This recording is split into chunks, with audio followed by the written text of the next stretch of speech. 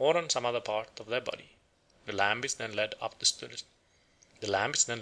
the stones, and there killed by a man belonging to a kind of priestly order, who takes some of the blood and sprinkles it 4 times over the people. He then applies it individually. On the children he makes a small ring of blood on the lower end of the breastbone. On women and girls he makes a mark above their breasts, and the men he touches on each shoulder. He then proceeds to explain the ceremony, and to exhort the people to show kindness. When this discourse, which is at times of great length, is over, the people rise, each places a leaf on or by the circle of stones, and they then depart with signs of great joy. The lamb's skull is hung on a tree near the stones, and its flesh is eaten by the poor. This ceremony is observed on a small scale at other times.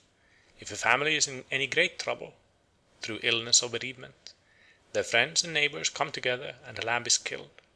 This is thought to avert further evil. The same custom prevails at the grave of departed friends, and also on joyful occasions, such as the return of a son home after a very prolonged absence.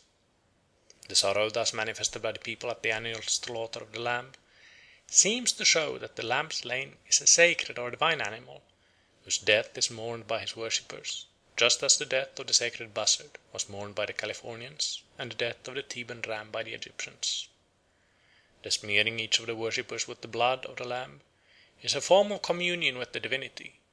The vehicle of the divine life is applied externally instead of being taken internally, as when the blood is drunk or the flesh eaten.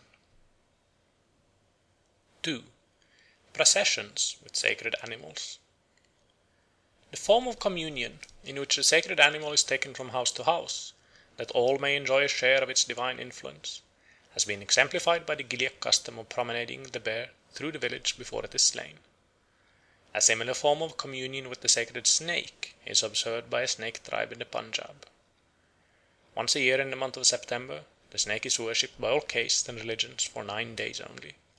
At the end of August, the Mirasans, especially those of the snake tribe, make a snake of dough which they paint black and red, and place on a winnowing basket.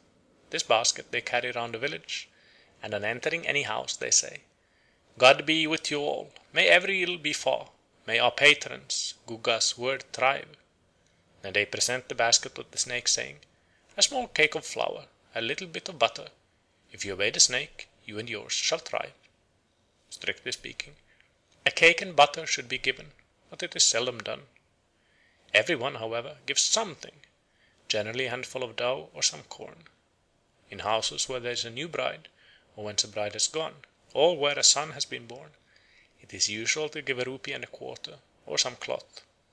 Sometimes the bearers of the snake also sing, "Give the snake a piece of cloth, and he will send a lively bride." When every house has been thus visited, the dough snake is buried, and a small grave is erected over it. Thither during the 9 days of September the women come for worship. They bring a basin of curds, a small portion of which they offer at the snake's grave, kneeling on the ground and touching the earth with their foreheads. Then they go home and divide the rest of the curds among the children. Here the dough snake is clearly a substitute for a real snake. Indeed, in districts where snakes abound the worship is offered, not at the grave of the dough snake, but in the jungles where snakes are known to be.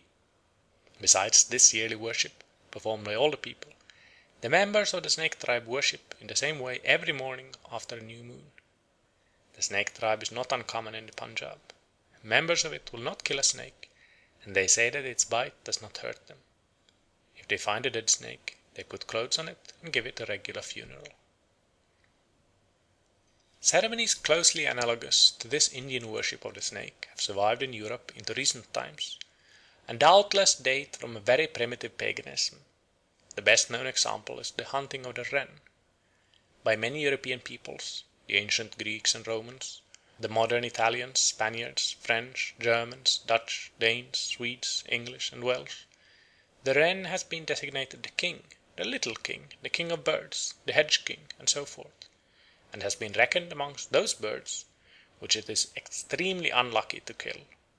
In England it is supposed that if any one kills a wren or harries its nest, he will infallibly break a bone or meet with some dreadful misfortune within the year. Sometimes it is thought that the cows will give bloody milk.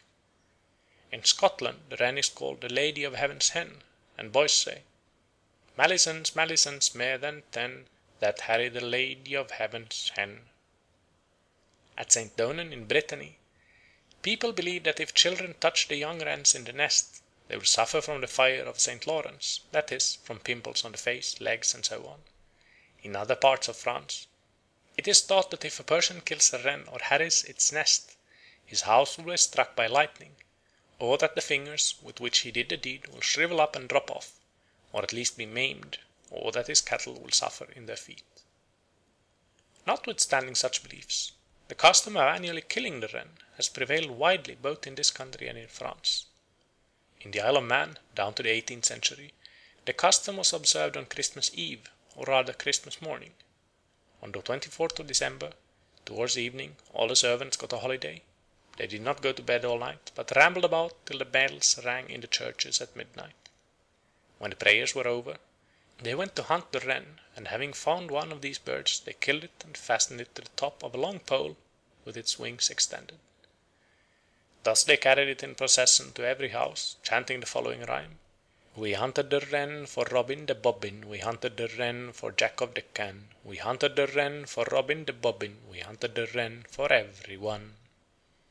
When they had gone from house to house and collected all the money they could, they led the wren on a bier and carried it in procession to the parish churchyard, where they made a grave and buried it with the utmost solemnity, singing dirges over her in the Manx language, which they call her knell, after which Christmas begins.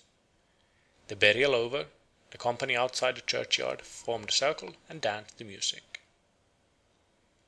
A writer of the 18th century says that in Ireland the wren is still hunted and killed by the peasants on Christmas Day, and on the following, St. Stephen's Day, he is carried about, hung by the leg, in the centre of two hoops, crossing each other at right angles, and a procession made in every village of men, women, and children, singing an Irish catch, importing him to be the king of all birds. Down to the present time, the hunting of the wren still takes place in parts of Leinster and Connaught. On Christmas Day or St. Stephen's Day, the boys hunt and kill the wren, fasten it in the middle of a mass of holly and ivy on the top of a broomstick, and on St. Stephen's Day go about with it from house to house singing, the wren, the king of all birds, St. Stephen's days was caught in the furze. Although he's little, his family is great. I pray you, good landlady, give us a treat." Money or food, bread, butter, eggs, etc., were given them, upon which they feasted in the evening. In the first half of the 19th century, similar customs were still observed in various parts of the south of France. Thus, at Carcassonne, every year on the first Sunday of December, the young people of the street Saint Jean used to go out of the town armed with sticks, with which they beat the bushes looking for wrens. The first to strike down one of these birds was proclaimed king. Then they returned to the town in procession, headed by the king, who carried the wren on a pole. On the evening of the last day of the year, the king and all those who had hunted the wren marched through the streets of the town to the light of torches, with drums beating and fifes playing in front of them. At the door of every house they stopped, and one of them wrote with chalk on the door, "Vive le roi!" with the number of the year which was about to begin.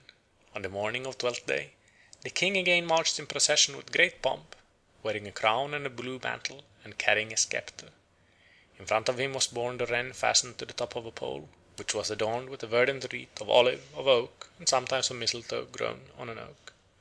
After hearing high mass in the parish church of St. Vincent, surrounded by his officers and guards, the king visited the bishop, the mayor, the magistrates, and the chief inhabitants, collecting money to defray the expenses of the royal banquet, which took place in the evening and wound up with a dance. The parallelism between this custom of hunting the wren and some of those which we have considered, especially the Gilyak procession with the bear and the Indian one with the snake, seems too close to allow us to doubt that they all belong to the same circle of ideas. The worshipful animal is killed with special solemnity once a year, and before or immediately after death he is promenaded from door to door, that each of his worshippers may receive a portion of the divine virtues that are supposed to emanate from the dead or dying god. Religious processions of this sort must have had a great place in the ritual of European peoples in prehistoric times, if we may judge from the numerous traces of them which have survived in folk custom. For example, on the last day of the year, or Hogmanay as it was called, it used to be customary in the Highlands of Scotland for a man to dress himself up in a cow's hide